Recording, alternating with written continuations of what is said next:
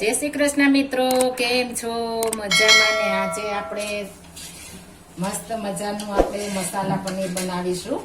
मसाला पनीर बनाववा माटे मैं गायनुं दूध लीधुं छे। तमे कोई पण दूध लई शको छो, पण मारा घरमां गायनुं बनावुं छुं आ मसाला पनीर। एटले मैं 1 लीटर गायनुं दूध लीधुं छे। फूल फेट आपणे लेवानुं छे। आपणे मारे घरनुं छे, तमे डेरीएथी क्यांयथी पण लई शको छो। આપણે આ ગાયના દૂધનું પનીર એકદમ મસ્ત બને છે, મસાલા પનીર, અને ખાવાની પણ મજા આવે છે। હવે પહેલા તેમાં મસાલા નાખી દેશું। ચીલી ફ્લેક્સ અને નિમક નાખીશું, લીલું મરચું આ ત્રણે મિક્સ કરી દેશું। હવે આપણે આ રીતના હલાવતા રહેશું। આપણે થોડું થોડું એમ લાગે કે હવે ફાટવાનું છે ત્યારે આપણે વિનેગાર નાખીશું। તમારી પાસે વિનેગાર ન હોય તો લીંબુ પણ નાખી શકો છો। આ ગાયના દૂધનું મસાલા પનીર બાળકોને આપણે ખાલી પનીર પણ આપી શકીએ છીએ। આપણે શરીરમાં એટલું હેલ્ધી છે, તો આપણે આ ઘરે બનાવ્યું હોય છે તો આપણે એકદમ નેચરલ બનશે। અને બહારના આપણે લઈએ છીએ તો તેમાં મિક્સ બધી વસ્તુ આવે છે, તો આપણે આ ઘરનું બનાવીશું તો એકદમ સરસ બનશે। અને આ નાના બાળકોને આપણે ખાવા પણ દઈ શકીએ, એટલું મસ્ત બને છે। વિનેગર નાખી દેશું।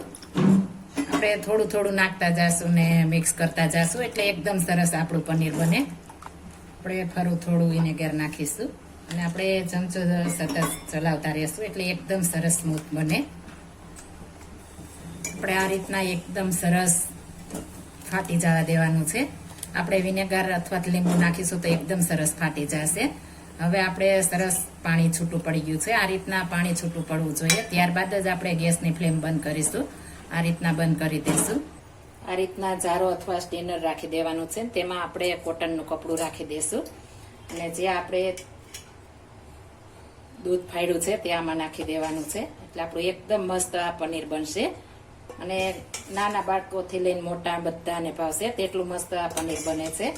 એકવાર આ રીતના ટ્રાય મારજો તો આપણે આ રીતના ઘરે બનાવીને રાખી દીધું હોય તો આપણે બજારમાંથી ન લેવું પડે, અને આપણે હેલ્થી પણ બને છે ઘરે। બહારથી આપણે લઈએ છીએ તો શું મિક્સ આવે આપણે ખ્યાલ નથી હોતો, આ રીતના આપણે ઘરે બનાવી લીધું હોય તો સરસ બનશે। મારે 1 લીટરમાંથી 300 થી 400 ગ્રામ બનશે। ઘરનું દૂધ છે એટલે વધારે બનશે, જો આપણે બહારથી લઈએ તો આપણે થોડું ઓછું બને, મિક્સ હોય છે એટલે। મારે ઘરનું છે એટલે દૂધ એટલે મસ્ત બનશે ઘરે જાજુ। હવે ઉપરથી આપણે ઠંડુ પાણી નાખીશું, એટલે પ્રોસેસ થતી બંધ થઈ જાય અને એકદમ સરસ બને। ઠંડુ પાણી નાખીશું એટલે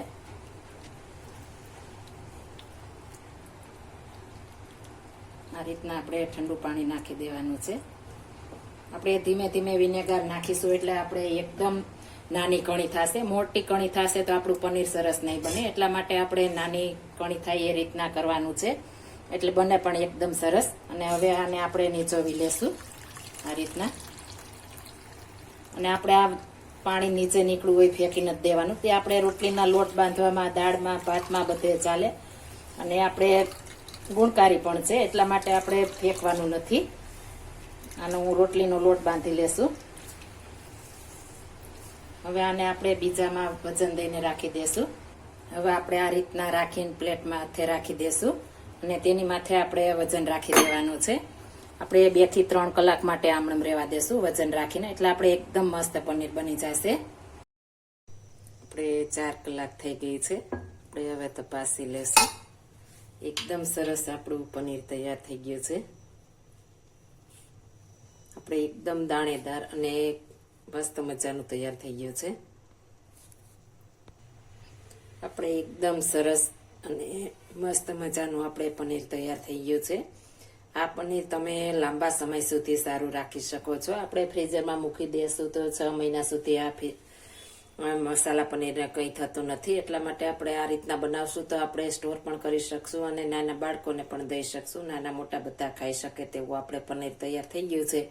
જો આ મારી રીત પસંદ આવી હોય તો મારી ચેનલ લાઈક, શેર અને સબસ્ક્રાઈબ કરી દેજો। ફરી મળીશું નવી રેસીપી લઈને। જય Shri Krishna. Thank you for watching guys.